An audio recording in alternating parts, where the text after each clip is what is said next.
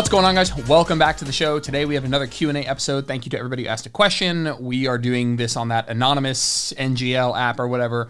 And so all of these questions were asked anonymously, and I've quite liked doing that a little bit. I think that there's, first and foremost, it allows you to ask a little bit of a longer question, so you'll see some of that. It just allows people to add a little bit more context, which is helpful to getting a good answer. And second, I think that there's plenty of people who also would just prefer their name not be known, and it gives people a little bit more freedom to ask a question when they otherwise might not. On the regular Instagram app where I can see your name, it's not that I ever look at that stuff really. I'm just there to answer the question in the hopes that it helps people. But I do think anonymously has opened the door for some people. It's been super fun. So I've not seen any of these. I will say, whenever you open the door for things to happen anonymously, sometimes there's the occasional weird question. I won't read those out loud, but I'll just say weird question. And what's cool is I actually don't get that many weird questions, which is good, but I've seen and heard some, not horror stories, but weird shit that goes on. And so, cool, let's jump into it. First question, weird question. Like, not a weird question, but like we're calling it weird question. First question, are you seeing anyone right now, or are you single? Like, what? Like, what? Like, what is going on? Oh, man. I'm happily married. I'm having a baby in 2 months. Sorry, like, it's funny. It's like, we'll just say weird question. Oh, shit, that's funny, man. First one. Next question. Does it matter how you pick up the bar for an RDL? Is it okay to start from the floor, or better if it's higher, like a squat rack? This is not a bugbear for me, but like a little thing that like triggers me. It's a great question, by the way. And the answer is it doesn't matter. People are like, it's an RDL if it starts at the top. If it's a stiff leg deadlift if it starts from the floor. Like, who fucking cares? It's the same movement, right? It's the same thing. I don't care if the bar starts from the floor. I don't care if you grab it out of the safeties or the J hooks from your squat rack. I'll tell you right now, that's way easier. It's way easier for you to set up the bar at around waist height in your squat rack, and then pick it up, take a step back, and start from the top. But like, where you start from, like if I show you the middle 30 seconds of somebody's set doing a stiff leg deadlift and the middle 30 seconds of somebody doing an RDL, they're going to look exactly the same. Like, or somebody else might be like, well, stiff leg deadlift has to go all the way back to the floor. It's like, and an RDL shouldn't touch the floor. It's like, no, guys, we're doing a hinge pattern with minimal knee bend, with as much range of motion as we can based on our personal biomechanics. That's what matters. It's the same thing. You start from the top, you start from the rack, you start from the floor, it goes to the floor. It's like those sorts of differences don't really matter in terms of like semantics, in terms of nomenclature, in terms of like what things are named. I don't care. It's a deadlift pattern. It's a hinge pattern with minimal knee bend, with as much range of motion as you can use, right? To get as much lengthening in the glutes and hams as you can get. And frankly, if you have the opportunity to start with the bar at waist height, you can avoid having to pick the bar up from the floor, which is a little small nuisance, right? Yeah, I don't get bothered with what it's called. It's the same thing. If you can start with the bar in your rack at like waist height, do it. Good question. Weird question. Next. Doctor told me to look for online resources when I asked, and online is inconclusive. Did you find anything in your pregnancy research on safety of protein powder? Dude, protein powder is just powdered milk. That's it. It's powdered milk. It's absolutely fine to have during pregnancy. It's just powdered food. It's just food.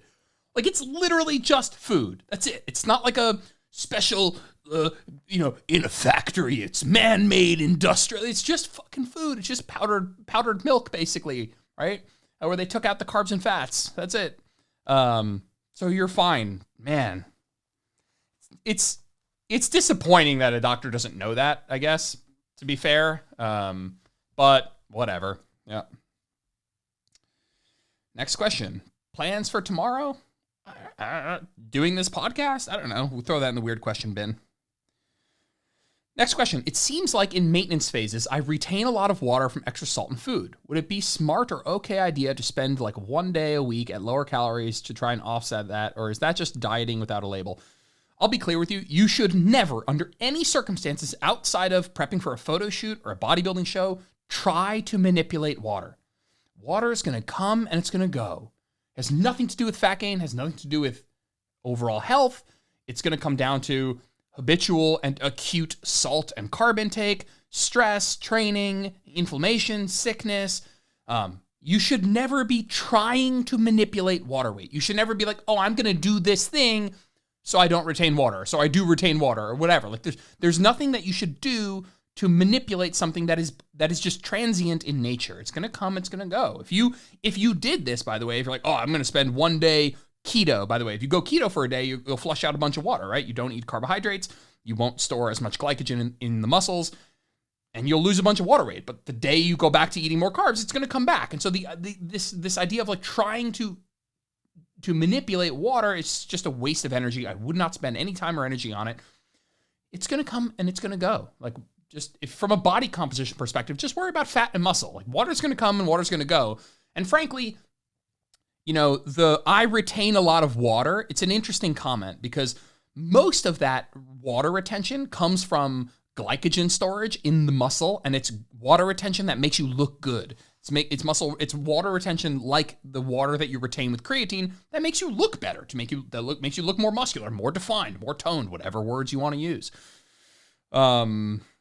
I think a lot of people mistake, this like, I retain a lot of water. Like, I'm very curious sometimes what that means to somebody. Is it like I pinch my stomach and I feel like there's more fat, or I ate a lot of calories and I feel full?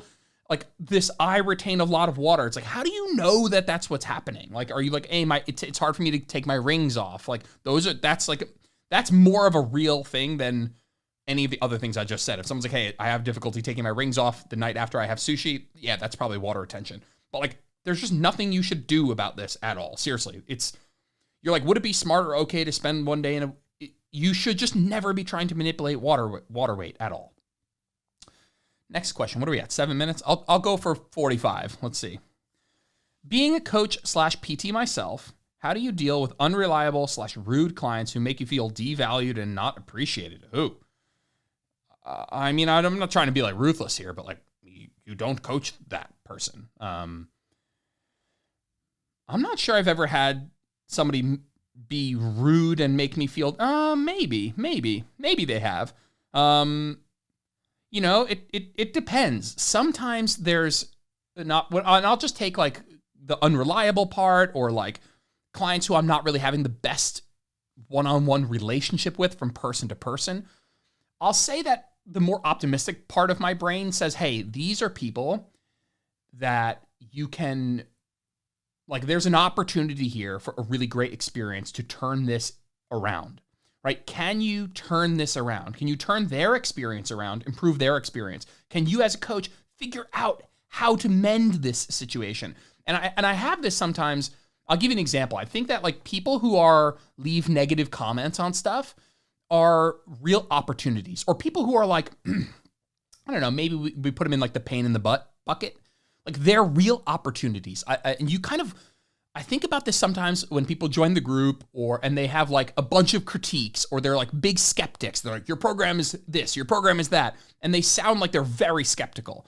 And those people to me are huge opportunities. I'm like, hey, if I can get this person to come in with this sort of an attitude and stay long-term and really enjoy it, wow, they're going to be a huge advocate for me. And so I think that, again, you use the word rude, make you feel devalued. Some of those I think are grounds for like, hey, we're not a good fit. Like, let's not work together. But what I would say is like, if you're just having a client that's the vibe isn't great and you're not feeling like it's going super well, I think there is a really big upside to trying to mend that in some way, whether that's the way you're approaching it from a coaching perspective, something that they would need from you that you're not giving them that might elevate your coaching business. Like they're like, hey, I really need more communication, or I would really love your cell phone number, or I would really love some more Zoom calls, or I'd really love like voice notes, and it might be something you're not currently doing. And I think that there's a good opportunity to look at those clients to see where you can maybe do a better job. And then the other part of me is like, hey, you don't need to coach everybody, and you have to take care of your own mental health. And I think that it is your job to try really hard. It's not this idea of like, oh, I should have all my clients come in highly motivated and they should all just execute the plan 100% without my pushing them or coaching them or supporting them. That's not true. It is your job to do that. but I think there's also a line in the sand for sure. Next question. Do you think progress can still be made with a 3-day per week progressive overload program? Life is too hectic right now. Thanks. Your content is always the best. Thank you. The answer is absolutely yes. Absolutely yes. There have been some unbelievable physiques that were built at 3 days a week. We need to get rid of this idea that 3 days a week is not a lot of training. If you train 3 days a week, 60 minutes, 60-ish minutes, whatever, good exercise selection, training hard, close to failure, even sometimes beyond failure, you can see amazing gains. If you have your other ducks in a row, you eat enough protein, you're getting enough sleep, you're being consistent with that, you're training, let's say 180 minutes a week, but you're doing it hard, close to failure, good exercise selection, good technique, good tempo. Oh my God, you can make fantastic progression.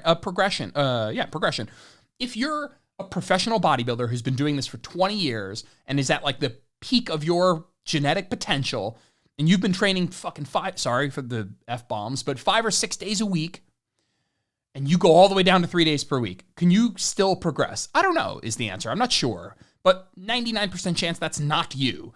It's not me either, by the way. And so I think 3 days a week done appropriately, intelligently, with a lot of effort, you can absolutely make progress. I recently included a 3-day per week option in my group program. Traditionally, it's a 4-day week program, but I just, not that I'm like, oh, I've been sympathetic to people who can't train as much. Like, I actually think a 3-day per week program was something that I was like, well, maybe I should make a whole nother program.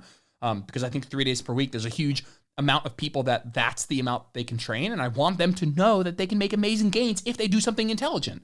And so that's been super duper helpful. The ability to turn my group program from 4 days into 3 days. Wow. It's been, I don't want to say game changing, but pretty close to game changing for a lot of people who are like, oh my God, I don't have that stress of, like you said, life is crazy right now. And I don't have that stress of needing that 4th day. I can do your program in 3 days. So that's been really, really great. I don't mean to plug my program, but I think that if the less you train, the more intelligently and intensely you have to train. And I think my group program emphasizes those things a ton. Funny follow-up question here. 2 days lifting a week. Would you do full body both days? I would. I think when we talk about what matters is the work you do across the week, right? So we say that a lot where it's like, hey, it doesn't matter how you split it up. What matters is if you do X amount of hard sets per week. And so I really don't, if you did one upper day and one lower day, or you took those exact same workouts, but you mixed them together into 2 full body days, I bet you see incredibly similar results, like incredibly similar. The reason I like doing full body, the less you train, is because if you miss a day, you don't completely neglect that body part. And so if you do 2 days a week, but you happen to miss a day, right? You might, let's say you're doing upper and lower. If you miss a day, well then all you did was lower this week, let's say. But if you have full body days, at least you can kind of touch each muscle group once if you happen to miss a workout. And so I do prefer the less you train, the more you mix up the body parts. The more you train, the more you can split up the body parts. Just again, generally on average. Next question. Scale is trending up, but clothes fit. Is this body recomp?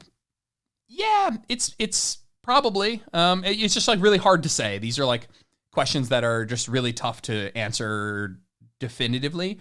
If your body weight's going up, but you aren't feeling any different in your clothes, is that you building muscle and burning fat? Yeah, maybe it is totally.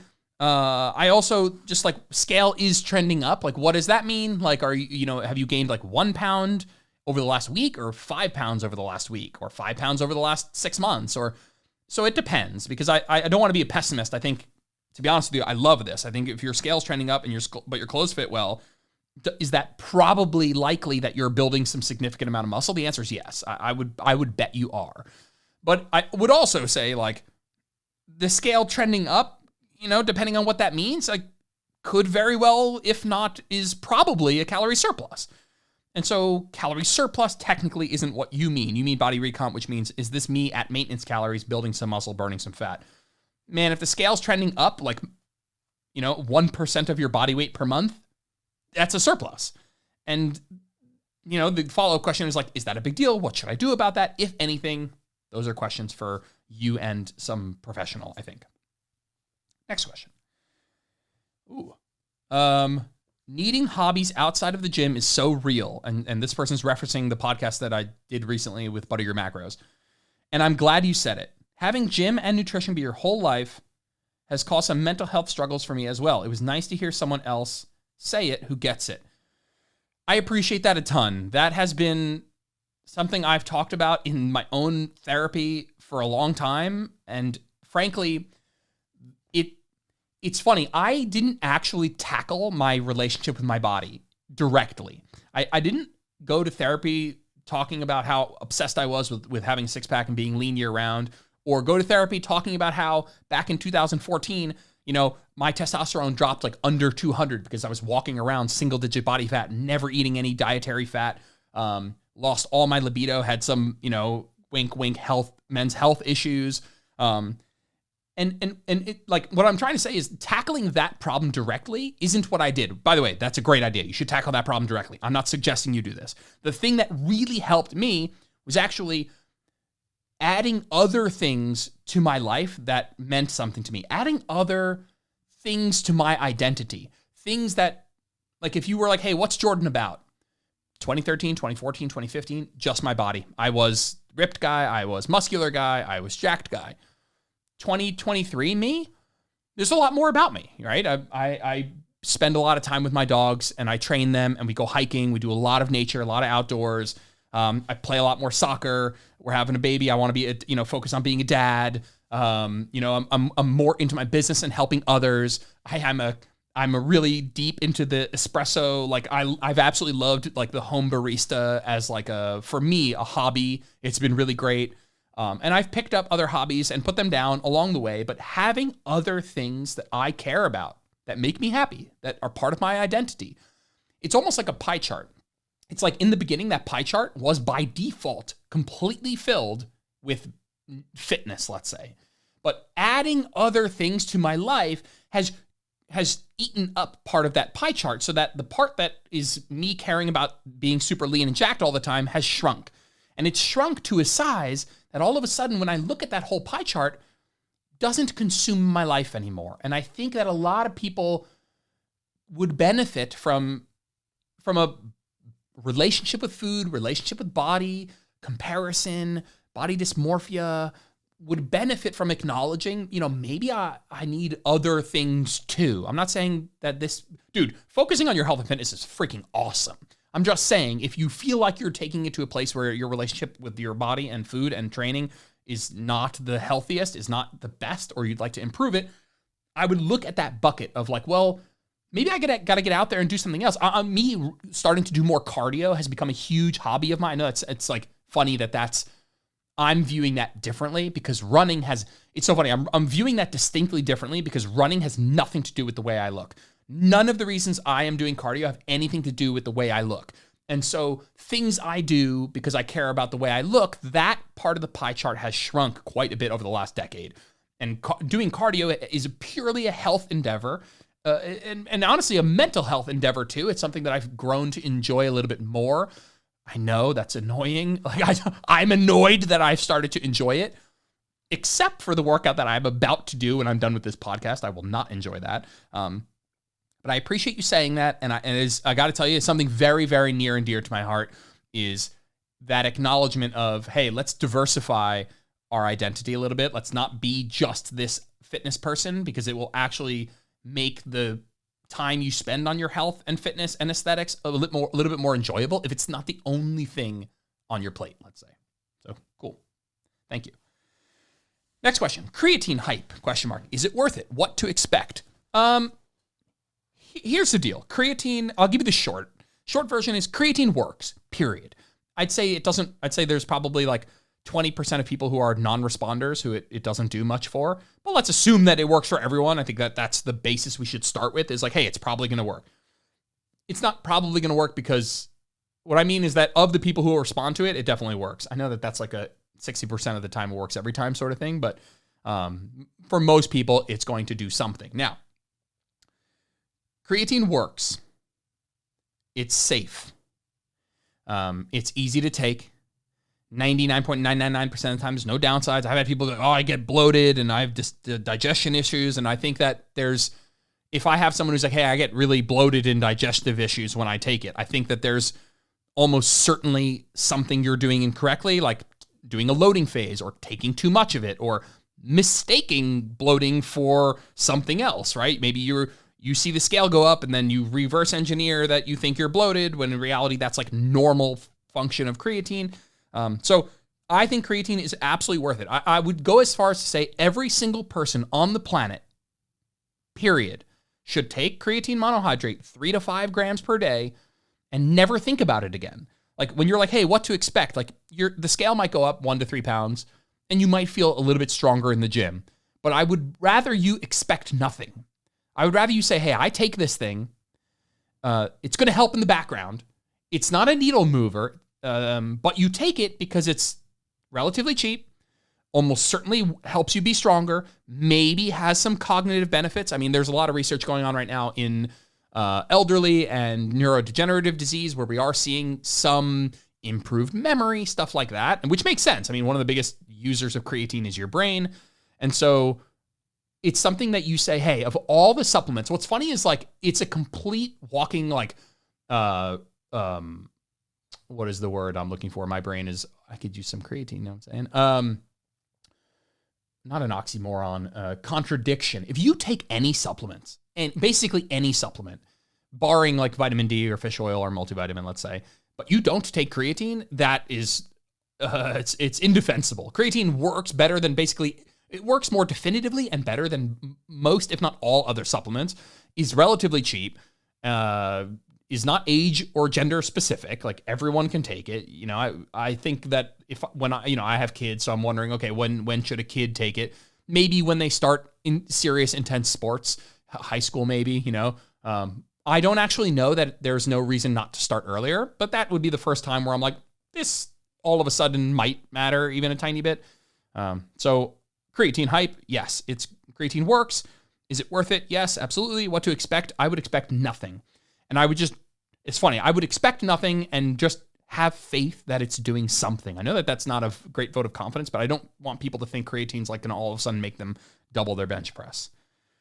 Next question. Recently, I haven't had the energy to work out. Reasons for it. I just feel down/lonely and I feel like I'm doing the same thing day in, day out. I'm trying to lose a little bit of weight, but I just want to eat crap and it's doing my nut in. And I know I need to change something. I just don't know where to start. I can't help but think, hey, you got to work with somebody. You got to have somebody, like you're asking me this question. There's got to be somebody in your life, a professional who you can have as a sounding board for this stuff. I think there is an element of what I just said prior about having other hobbies and having other things you're interested in to kind of make fitness take on less of a dominating role in your brain 24/7, what you're eating, what you're training, and have it be actually a smaller portion of what like kind of you think about on a daily basis.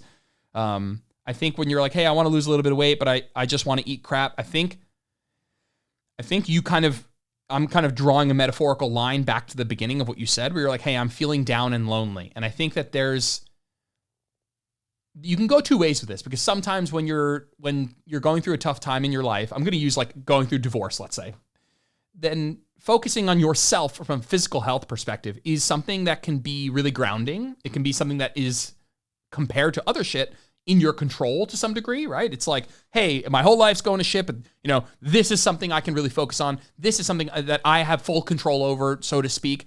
And I think that it can be really grounding. On the flip side, though, I think it can be something that's secondary to taking care of your own happiness. And it's almost like that is the thing we need to take care of first, is like your feeling of loneliness, you're feeling down.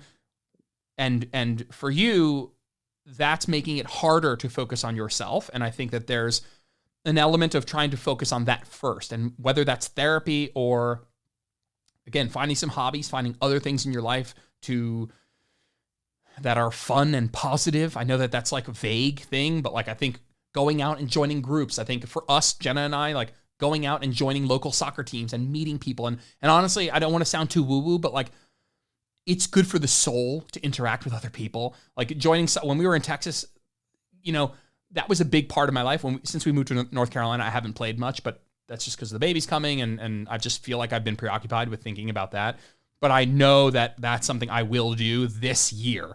In the summer, at some point, I'll find a team, because just interacting with other people is so good for my soul, and it makes everything in my life better. I even went to do some, again, from the espresso coffee nonsense stuff, I did some home barista classes. I went to a coffee shop in Raleigh and like did a home barista class and just met people with similar interests, trying to, get into something.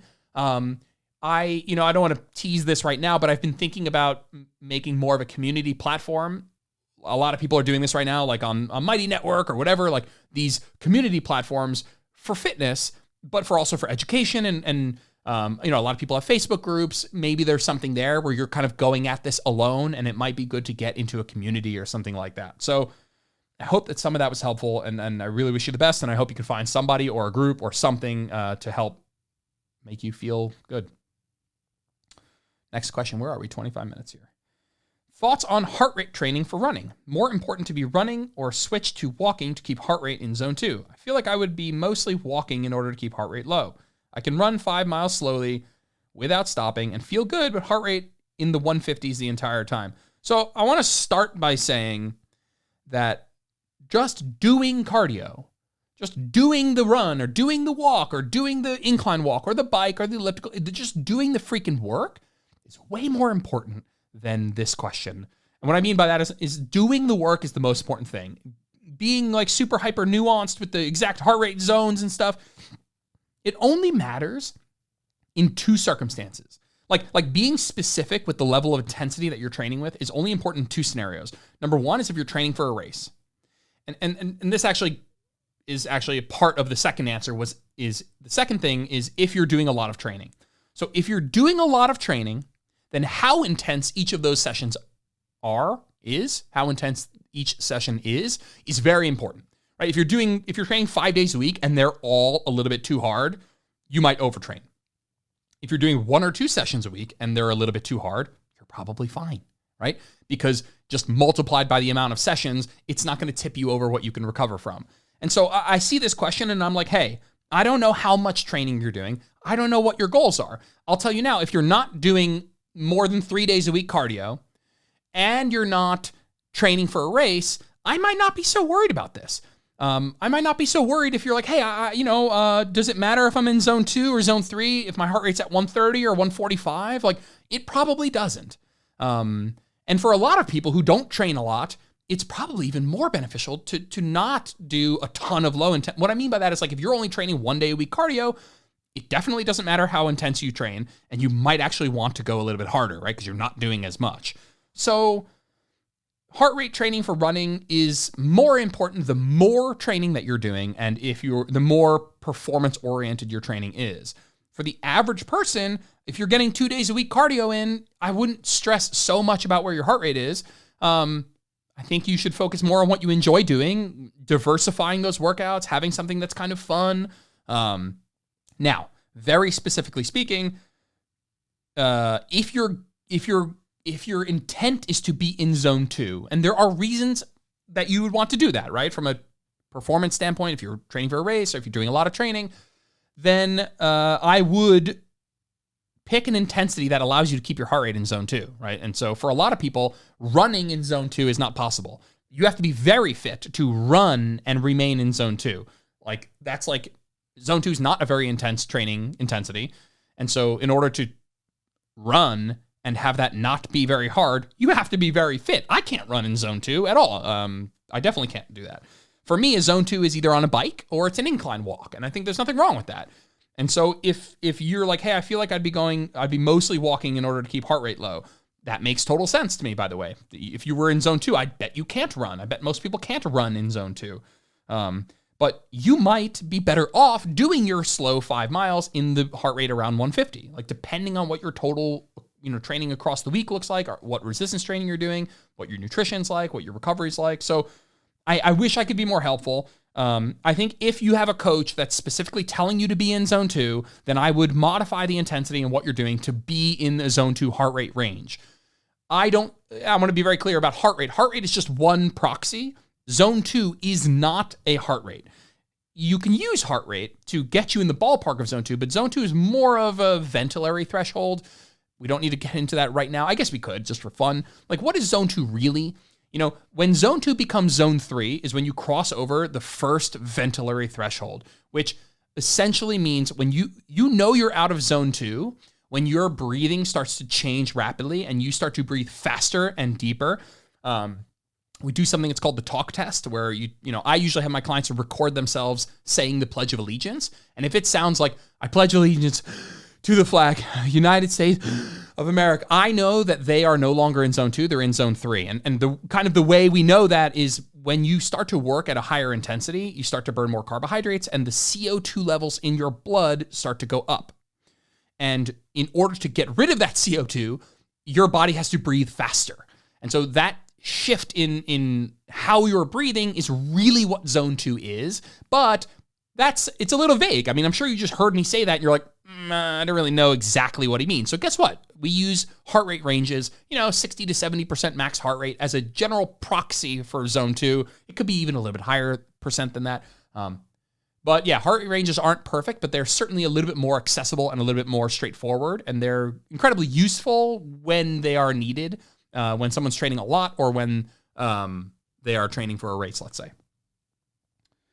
Next question. If I wanted to start weight training my 70-year-old dad 1 time per week, which 4 to 5 movements would you pick?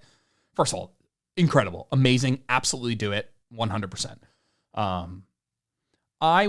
What would I do? 1 day a week, 4 to 5 movements. I would do a squat pattern. I would do a hinge pattern. I would do a row. I would do a press. And I might make that 5th movement something fun, like at the end of the day, like, let's be real. This isn't just functional. Like he's going to, he or she, you said dad, he might love getting a bicep pump. You know what I mean? Like there's still something about like, let's make this fun. And so I might do something like, when I say a squat pattern, I don't mean barbell back squat. I mean something where the knees are bending quite a bit. And so that can be a split squat, that can be a lunge, that can be a regular squat, that can be a step up, could be a leg press, could be a hack squat, could be, what else is there? There's all iterations of those patterns. Those are all, let's say, squat patterns. A hinge pattern, I might do an RDL, I might do a deadlift, I might do a hip extension, I might do a glute bridge. Let's say those are all your hinge patterns. I might pick one of those. Something that works the glutes and or the hamstrings primarily. Then I would pick a row or a pull down, some sort of pulling exercise. Maybe if you're doing 1 day a week, maybe for a cycle, maybe for 6 weeks, you pick a row where you're pulling more horizontally. And then in the next time when you switch movements, you do something where you're pulling from vertically. You kind of alternate between those two over time. And then a pressing movement, maybe it's a push-up, maybe it's a dumbbell press, even a barbell press or a machine or a cable press. And then that 5th movement, you could say core maybe. I might use that as an opportunity to make it fun. Like I'm not saying the rest of that stuff can't be fun, but I might be like, yeah, let's do a crazy arm pump at the end of the workout. Like I'm thinking of what I would do with my dad. He's similar age. I'd be like, yeah, man, let's do some biceps and triceps. Let's do some lateral raises, people, that's not functional. It's like, shut up, first of all, it is functional. And second of all, I think that fun element is super key for people at this age, for anybody really. Next question. If you only had 2 days a week to lift, what would you focus on to make the most of your time? I know 2 days isn't ideal. I mean, 2 days is awesome, by the way. I've had a little bit of a rant in my head about this. Like CDC physical activity guidelines are for lifting is lifting 2 days a week. And the truth is, for health, that's where we see the vast majority of the benefits. And the reason I laugh about this is like, there's all this like anti-government rhetoric, and you can say what you want about government, and honestly, like you could say what you want about the government opens the door for people to say some crazy radical shit. But there's just like a lot of people that have like a general mistrust or distrust or don't trust the government. It's like, trust the CDC, the anti-vax, like the COVID is a lie, like whatever tinfoil hat you want to wear. Whatever tinfoil hat you want to wear, they absolutely nail it with the physical activity guidelines. Physical activity guidelines are 150 minutes of easy to moderate cardiovascular exercise, or 75 minutes of more vigorous cardiovascular exercise, and 2 days per week lifting. Now, if somebody was like, hey, where should I start? I don't exercise. That is such a ridiculously good starting point. Like people are like, I don't trust the government. Okay, fine, whatever. They nailed this physical activity guideline. This is exactly where I would start. And it starts with 2 days per week lifting because research has shown that's where we see the vast majority of the health benefits. So if it was 2 days a week, what would I focus on to make the most of your time? I would do 2 full body lifts, and I would listen to the last question that I just answered. I would do a squat, I would do a hinge, I would do a press, I would do a pull, and then I might do something fun. Pick 5 exercises, do that twice per week, maybe rotate exercises every 8 weeks, try to progress week to week. You might be able to, you might not some weeks, focus on, but at the end of the day, focus on training hard. There's a little bit even more nuance of like, should you train all the way to failure on everything? Do lengthened partials. Maybe it's myo reps. Maybe it's supersets. At the end of the day, I'd say, hey, pick 5 exercises, a squat, a hinge, a press, a pull, and something for fun, maybe arms, whatever. And do that twice per week. Train really hard, and you can get the vast majority. I should be very clear. You can get the vast majority, north of 75% of the health benefits of lifting weights at 2 days a week. Please, if there's people out there that are like, I can only do 2 days a week, so I'm going to do 0. Hell no.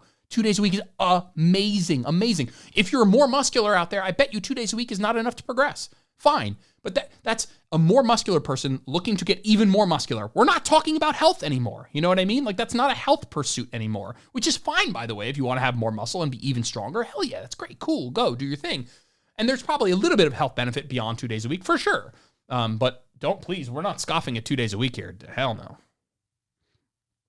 Next question. What are we at? 36. Should I be locking or micro bending? There's a new one. Or micro bending elbows on moves such as shoulder press and glute step ups. Shoulder press and glute step ups where I'm holding a dumbbell. I would just, doing a glute step up where you're holding the dumbbell. You're talking about the arm that's holding the dumbbell. Should that arm be straight? Yes. I wouldn't want you to be engaging a bunch of bicep by bending the elbow. And if you say micro bending, then we're already talking about just like either a 0% flexion or a fucking 5% flexion. I'm not worried about it. I would not bend the elbows. I would just let that hang. I think that it's going to be easier to hold, more stable, less to worry about if you just allow the arm to hang naturally down. On moves like shoulder presses, should you be locking the elbow? I'm guessing you mean at the top of a shoulder press. The answer is you could. You could. The reason to lock your elbows is to establish a consistent range of motion, right? Because every time at the top of that overhead press, when you lock your elbows, you have achieved a full rep. If you don't bend your elbows, then it just brings into a little bit of a vague scenario of when actually is the end of the rep. Are you going to be slowly but surely bending the elbow less or going up less at a time without noticing? It's a little bit more subjective if you don't go all the way to lockout. That said, some people are like, yeah, okay, it's a little bit more subjective, but like at the end of the day, it's no big deal. I don't think it's a big deal. I think whether you lock your elbows at the top of a dumbbell press or not, it just makes fuck all difference long term. Seriously, I don't think it matters. I'd pick one and try and stick with it. I think people get really kind of, oh my God, keep constant tension on the muscle. Don't lock out the elbows. It's like, dude, if you go close to failure, it doesn't matter. It doesn't matter if you bent your elbows, locked out at the top, or kept constant tension on the muscle. It doesn't matter, I promise. Next question. The other day, you posted about engaging your core not being necessary, but as someone who struggled heavily with prolapse after birth and pelvic floor issues, can you please take that back? Babies do a number on bodies, and pelvic floor, proper engagement and lifting is hella important for females. I'm not going to take it back just because that's not what I said. That's not the full context of what I said. If you're doing... Yeah, it's not at all the whole context of what I said, but I can see how if that is what you think I said, that there would be a problem with that. Here's the deal. When you're pregnant, engaging your core a little differently, there are some key ways where that might be important, key scenarios. But it matters a ton on your exercise selection. Like, if you're doing heavy deadlifts and heavy back squats and heavy lunges, stuff that really does, in some ways, require core internal stability, creating intra-abdominal pressure, then I absolutely think learning to engage the core, and the big thing is just exhaling through the concentric. That's the big one. I think that's quite important. I think you should. Most people, what they'll do is they will inhale, let's say at the top of the lift, hold that breath in during the eccentric. So let's say a deadlift, or let's say squat. You inhale at the top, you hold that breath, create intra-abdominal pressure, and then you begin your descent, and you actually hold that breath in until you get back to the top. If you're pregnant, I wouldn't do that. I would start to exhale on the way back up. I think that that's very important. I think that what my... Yeah, hold on. So also, I'm curious if this person thinks I said this specifically about So, P.S., I'll say two things. I'm gonna backtrack a little bit. I don't think engaging your core on every single lift all the time for non-pregnant people, by the way, is a big deal at all. I think it's so overblown, this idea of like, how should I be? I get people all the time in my program like doing bicep curls, and they're like, what should my core be doing? I'm like, fucking nothing. Like nothing. It's a bicep curl. Stop thinking about your core. If it's a tricep extension, stop thinking about your core. You're doing lateral raise, just no like intra-abdominal Valsalva maneuver, internal stability, intra-abdominal pressure you need to be thinking about right now. It's an isolation lift. It's a high stability, seated exercise. It's a machine, what have you. I think that I need to figure out exactly how to brace my core for non-pregnant people is overrated. Not irrelevant in all cases, but overrated a ton. If you are specifically talking about pregnant people, then I think it's important to reteach some of this intra-abdominal pressure stuff and some of the breathing techniques during heavy compound lifts.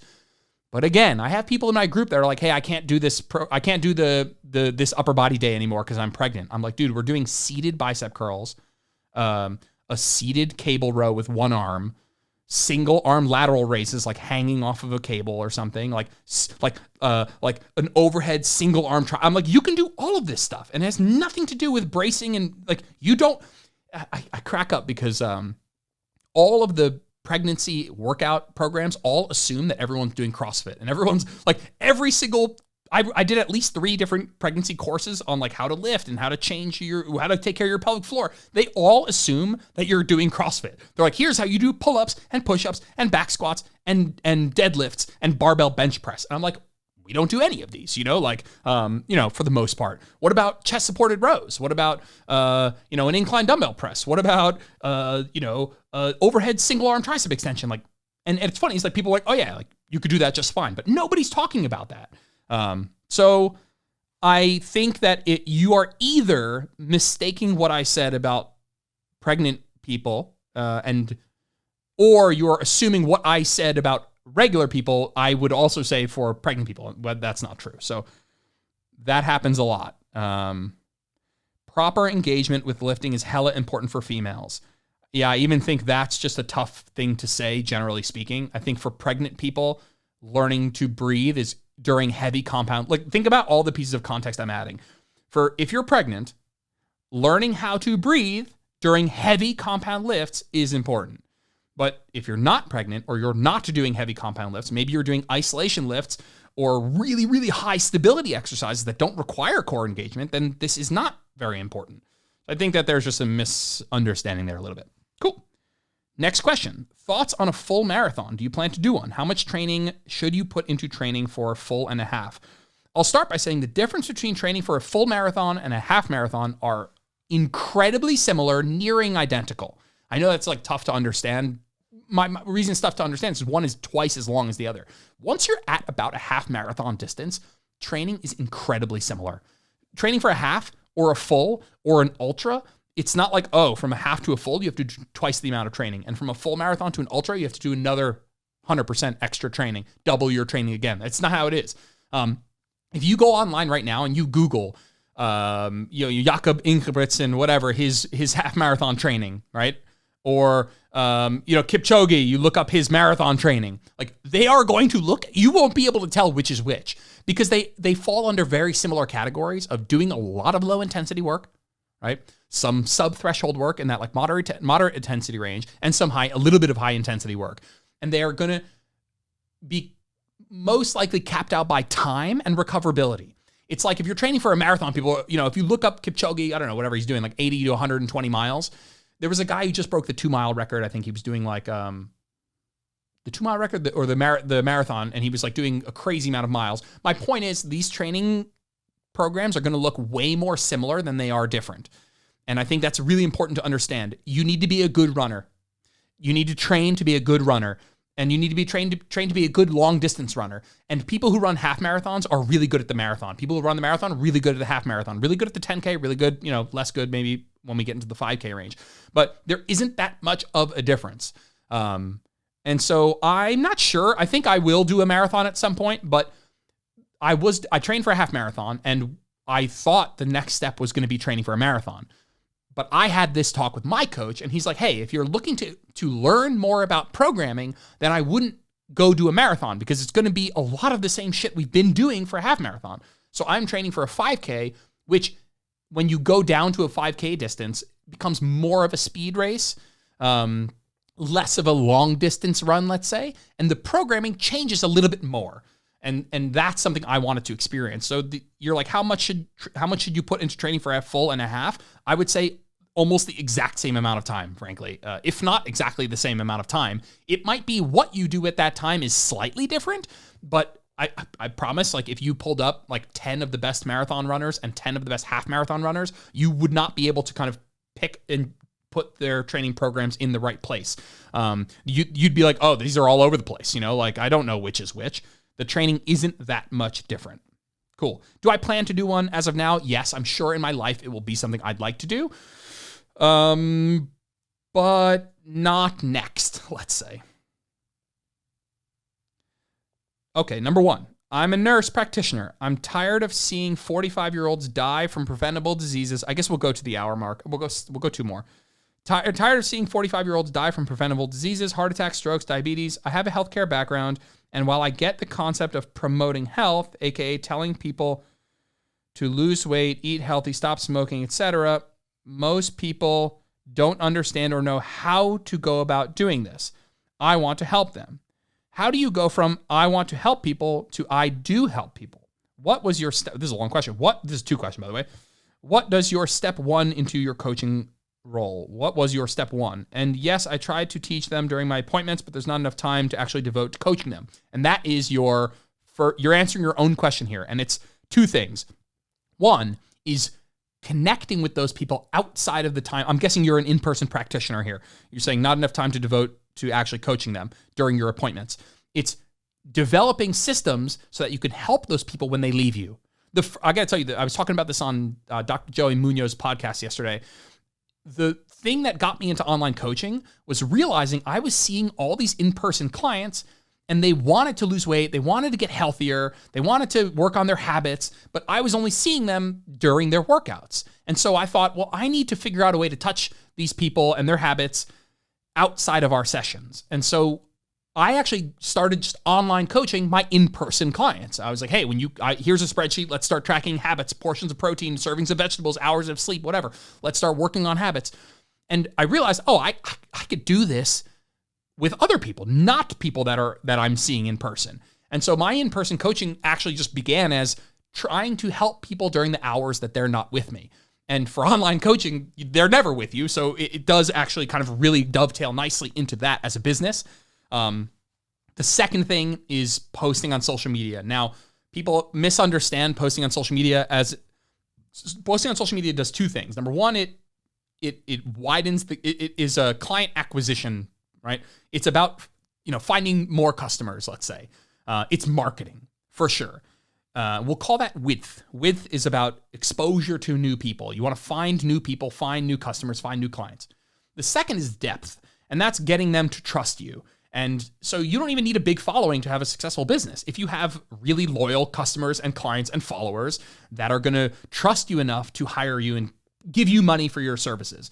And so sometimes I get caught up, I'm like, I need more followers. At the end of the day, like, even if you post a lot and you're not getting new followers, you're still building more and more trust with people that are currently following you and making them more likely to hire you. And so it is your job, regardless of whether or not you're like some social media growing guru, to post on social media to make sure that the people who do interact with that, like, what if you meet somebody and like, oh, what is this guy about? What is this gal about? Like, giving them a social media of like, hey, this is what I'm about, is really important. I think that is more so for people what social media is about. It's like a place for people to get to know you. So I think posting on social media, and also number one, you asked what's my first step, is taking those people that you don't have enough time to devote to coaching them during your appointments and finding a way to coach them outside of your appointments. That's what I would absolutely do. All right. We're going to go to the hour. God damn it. I never stop. There was a third question. Jeez. Yeah, my answer still stays the same. I appreciate you asking a long question, by the way. I'm cool with that. Advice for programming / workout routine for people who just want to be fit and happy and not care about aesthetics. I think it's not so dissimilar from training for aesthetics, frankly. I think that, I just think that, people, I'll see, Squat University who's like, this is what athletes do. This is what bodybuilders do. It's like, well, you're right. At the extreme ends, it's a Venn diagram where there's stuff that athletes do that bodybuilders wouldn't do and stuff that bodybuilders do that athletes wouldn't do. And by the way, this isn't even an athlete question. This is like a regular person. I'd say very generally, if you were looking for the optimal health program, I would start with those physical activity guidelines. I would do, let's say, 2 to 3 days of cardio per week, 2 to 3 days of lifting weights per week. And I'd start there. And when we say lifting weights, I would say, hey, let's focus on the basic movement patterns: squat, hinge, lunge, press, pull, maybe some arms, some shoulders. And then I would do some low intensity cardio and some high intensity cardio. And so, or higher intensity cardio. I would do 2 to 3 days per week cardio, 2 to 3 days per week lifting weights. And I would focus on the basic movement patterns when it comes to lifting. I wouldn't necessarily be, super focused on this division of that muscle. I'd say, hey, I want to pull horizontally and I want to pull vertically. I want to press vertically. I want to press horizontally. I want to do some hinging. I want to do some squatting. And when it comes to cardio, I'd be like, hey, I want to do some long and slow, low intensity cardio. So maybe some zone 2 training. And maybe some higher intensity cardio in zones 3, zone 4, which would be more of some interval style training, some what people might call VO2 max training, where you're doing harder intervals between 4 and 8 minutes at a clip, stringing together a couple of those rounds. So that's what I would do. I would say 2 to 3 days of lifting, 2 to 3 days of cardio. The lifting should be focused on checking off the major movement patterns, and the cardio should be focused on, having a little bit in each bucket of low intensity and a little bit higher intensity. And I think you can build a really simple program that way. Next question, how long should you be at maintenance before you go back into a deficit? The answer is very simple. It's long enough until you feel like going back into a deficit. There is no amount of time you need to stay at maintenance before going back into a cut. Because if you think there is, then what you're saying is that being at maintenance will fix something about your metabolism that will make your next cut more successful or easier, or you can cut on higher calories, and none of that is true. You should take a break during your deficit for long enough to get back into a mental and physical state where you think, I could go back into a deficit. Take it as the absolute simplest answer that you could imagine. The answer is stay at maintenance until you feel like going back into a deficit. Period. That's it. That is literally it. The people, you should stay in a deficit or you should stay at maintenance for the same time you were at a deficit. All of those protocols are just made up. They're made up. That doesn't mean they're all bad ideas, by the way. If you're like, hey, I was in an 8-week cut and someone's like, you should stay at maintenance for at least half that amount of time. That, I'll tell you right now, is completely made up and there's no physiological basis for it whatsoever. However, is that a bad idea? No, because if you were in a cut for 8 weeks, presumably you're a little tired, a little hungry. Maybe 4 weeks of eating more food has you feeling really good and robust and resilient and ready to go back to being hungry for another 8 weeks or so.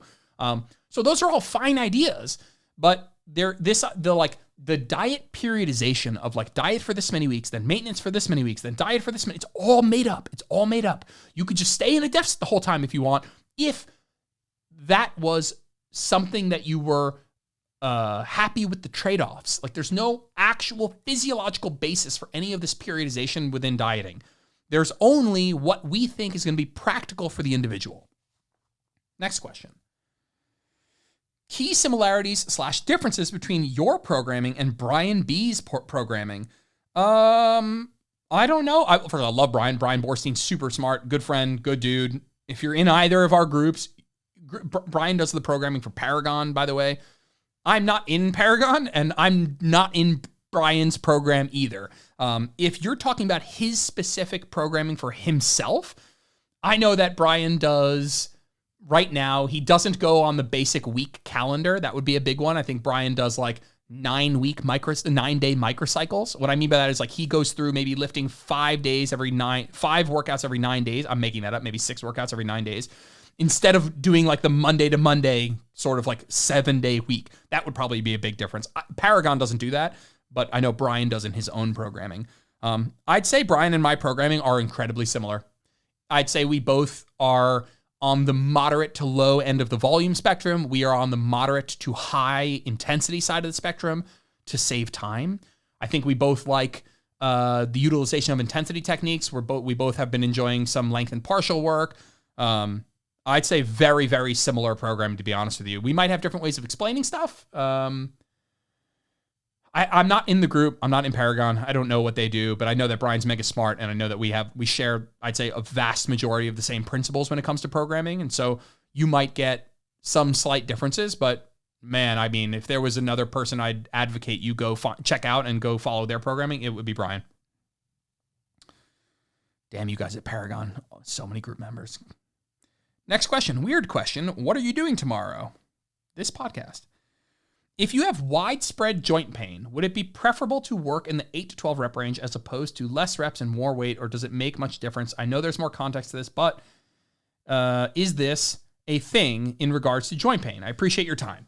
So what this person's saying is, should I use slightly higher reps and slightly less weight as an appeal to my joint pain, as a way of making my joint pain less? And the answer is maybe. The answer is maybe. It's not completely untrue that using much heavier weights might be harder on the joints. But if you go to failure at a set of 10 and you go to failure on a set of 3, I'd say they're both like challenging to your joints.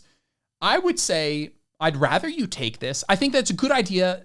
So one of the reasons I would be an advocate for hypertrophy training is it's probably more joint friendly than powerlifting per se, but not just from a rep range and loading perspective, but also from an exercise selection standpoint. So I think you're onto something here generally in that if I had widespread joint pain, I probably wouldn't go mega heavy, mega low reps. So you have my blessing in terms of that. But I would take it even further from an exercise selection standpoint. For me, I'm going to take a specific exercise, an overhead tricep extension. I love most of my training in the 6 to 10 rep range. I love all of my pressing and my bilateral pulling. I love it in my squatting, my hinging. I love it all in the 6 to 10 rep range. But when it comes to single joint movements, specifically stuff with triceps, I love in more of the 12 to 20 rep range with lighter weight. It feels like I'll tell you right now, if I do a set of 7 overhead extensions, my elbow hurts.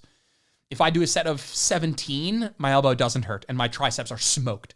And so I think I don't want to be like glorify this idea of using higher reps for joint pain, let's say, but I do think that it's worth exploring, and I think it's worth exploring on an exercise to exercise basis. Have you heard of SlenderX? My Facebook feed is full of people posting how amazing it is and the results. The result pics are people manipulating the pics to make themselves look thinner. I roll. I have not heard of it. Sounds like a hot, steaming pile of cow dung. If you know what movie that it's from, shout out to like when movies were good. Next question. I've been very consistent with creatine and noticed that I'm sleeping better. Lots of issues with sleep, usually despite things, but I can't find a link between creatine and sleep. Is there any chance that is what is helping? So I think his name is Greg Potter. A long time ago, it's funny, this is why I'm thinking, Greg Potter did a podcast with a friend, colleague, Steve Hall, Revive Stronger. He's been on the podcast a million times, but there is a podcast where they've covered sleep. I think his name's Greg Potter. I know his last name is Potter, not Harry Potter.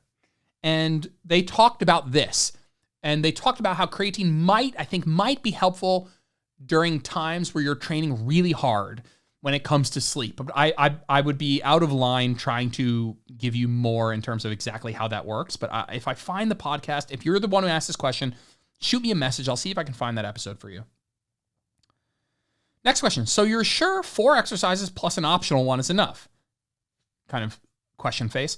I know it is, but sometimes it feels like it isn't. So I'll tell you now, my group program for my leg days are usually about 4 exercises, usually about 2 to 4 sets each, all working sets, all close to failure. If you do that twice a week, it's more than enough to make gains. And frankly, if you're not, I look at my leg days, if you're not kind of fucked up from those days, like if you're not feeling, wow, my legs are really working, then I really just don't think you're training hard enough. I'm not trying to be that like kind of like, I don't want to just sit on that as a default answer, but I'm like looking at a workout of like RDL, leg press, split squat, ham curl. I'm like, I don't even know if I could survive that workout if I trained all of those close to failure. And so if you're doing RDL, hip extension, 3 sets of Bulgarian split squats, ham curls, like that's a hell of a workout if you train hard. And so if you're feeling that way, number one, I think you're probably just coming from a place of a lot of junk volume, which most people are. I mean, most programs are packed with a bunch of junk volume. And I sympathize with that, by the way. I sympathize with where you're coming from. And I just want to say the answer is yes, absolutely. If you train hard, more than enough. Last question. How many calories should a meal be? I had a can of tuna with a salad kit the other day, and the whole thing was like 250 calories as long as the nutrition facts on the packages were correct. 250 seems low for a meal, but it was also over 40 grams of protein for the whole can of tuna. So there is no correct answer to this question. There is no like should. There's no should. It should be, enough to feel satiated to hold you over till your next meal. It should be enough that when you factor it into the rest of what you're eating across the day that you feel satiated and that you're able to achieve your goals, whether that's to be in a deficit or maintenance or a surplus. And so it's not like, I think a decent baseline answer that you can start with is if you're trying to eat 2,000 calories and you're eating 3 times per day, then you would split that up into 3 meals, right? 633 calories each, right? Again, I'm being overly meticulous with the number, but I think it's not a bad default setting to say, hey, I'm going to split my calories roughly evenly across the day. There's nuances there though. Like what if you're like, well, I like eating more at dinner with my family and I like having a snack after dinner. Like, can I eat a little bit less at breakfast and backload the calories? Of course, you totally can do that. Absolutely. You can do it the opposite too and say, you know what? I like eating a little bit less at dinner because I feel like I sleep better when I don't have a huge meal at the last meal of the day. Can I have more calories at breakfast and lunch? Absolutely. Both of those make a ton of sense to me, by the way. I have been falling into the trap of having a lot of calories at, let's say, between 5 p.m. and 7 p.m., and then trying to go to bed at like 9 p.m., I'm still pretty freaking full. And that can affect my sleep negatively. So I've been like, okay, what if I like having that snack after dinner, let's say, can I start making my dinners a little bit less caloric, start making my breakfast and lunch a little bit more caloric so that I'm not stuffed when I'm, sitting down on the couch after we shower and get ready for bed, So the answer is, I don't know. There's no perfect answer. I think there's nothing wrong with this, by the way. That seems like a super high volume, high protein meal, which potentially, depending on your goals, can be a really great option. I think cans of tuna and salad kit is like complete, like to me, it's like just such a great base of a meal. It's going to fill you up a ton. It's going to be high in protein, especially if you're trying to be in a deficit. This is a great idea, but even from a calorie maintenance perspective, like I think this stuff, generally picking high protein, higher volume foods is generally a good idea too. So cool. Good questions, guys. We got a bunch more, but I'll try and answer some of those on Instagram. And so I appreciate your time. Thank you for asking a question. I will see you guys in the next one.